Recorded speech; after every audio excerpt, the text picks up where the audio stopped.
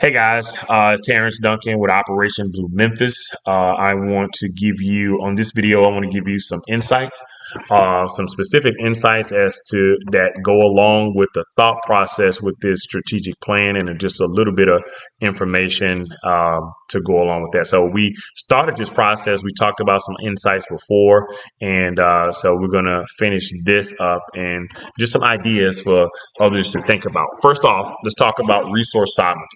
Okay. Um, the Memphis Sand Aquifer specifically is a sovereign wealth asset.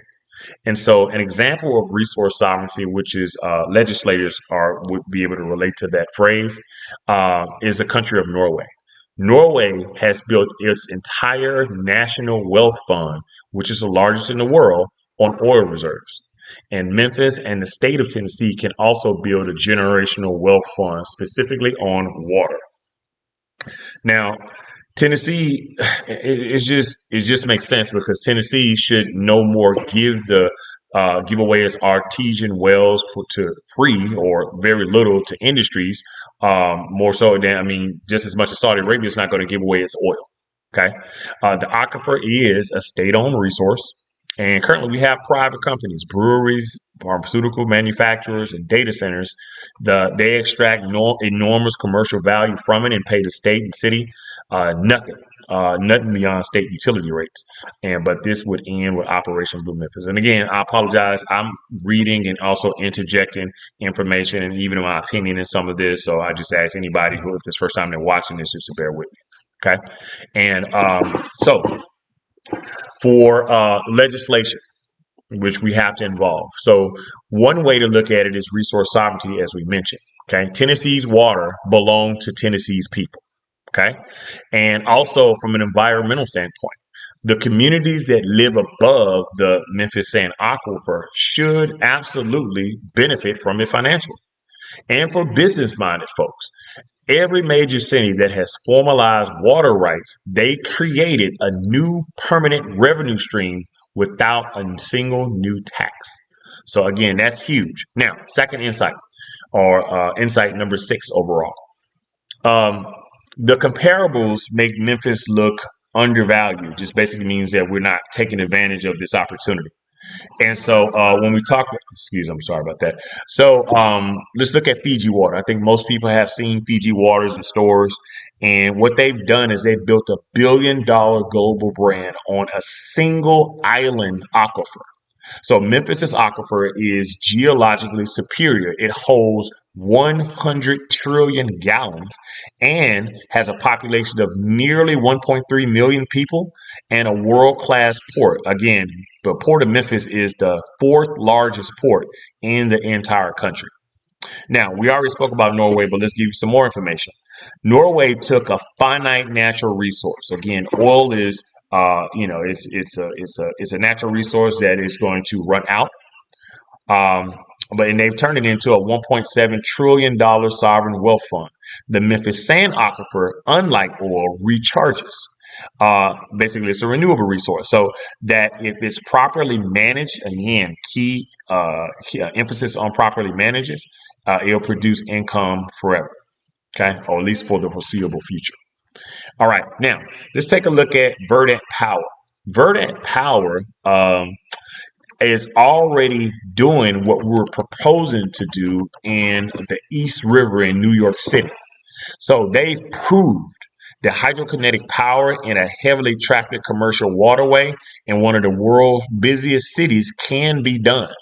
And the Mississippi near Memphis has comparable flow characteristics, and they have a far less cross-channel traffic density per linear mile. Bigger, wider, less traffic. The Mississippi, they have an awesome opportunity for not only more power, but for more income for the city of Memphis and the Mid-South. Now, Iceland. Iceland has a geothermal model. So what that means is basically a natural resource. They're able to pull up heat from the ground, and it's almost 100% of its electricity and also heat. And so the extra, they have a surplus. So the extra they send, they export. Okay, and they earn money for that. Memphis can do the same thing with water and also the water, our water brand, and also the hydrokinetic energy from the river currents. Okay. Um, it's a different resource. So the geothermal model is not the same as our renewable resource. However, the economic logic is identical. It's the same. All right. Now let's talk about narratives. Okay. Now the public narrative, I'm sorry, I'm scrolling here and make sure I'm on the right part. So the first narrative, the first message is ownership. This, every time I see this, it just drives this home for me. But Memphis has been sitting on top of two of the most valuable natural resources in North America, and we're charging nothing for them. Memphis has to be done with giving away what belongs to every community member, every state member. We have to. Message number two, legacy. Every economic development plan Memphis has tried in 50 years has increased poverty while it was happening. The plan generates revenue from what nature has already built for us. It doesn't require any tax increases. It doesn't require any outside employers or any single incentive package. Message number three, urgency. The world is running out of clean water. Memphis has more than 100 trillion gallons of some of the world's purest water sitting right underneath the city. So we must protect it. We must monetize it on our terms, or else someone else will do it. And that is what's already happening in Memphis. So, last insight. We're going to have some objections, and so we'll be ready for that. The first objection, which we discussed already, is you hurt the environment. You destroy the Memphis Sand Aquifer. You could damage the ecosystem in and around the Mississippi River.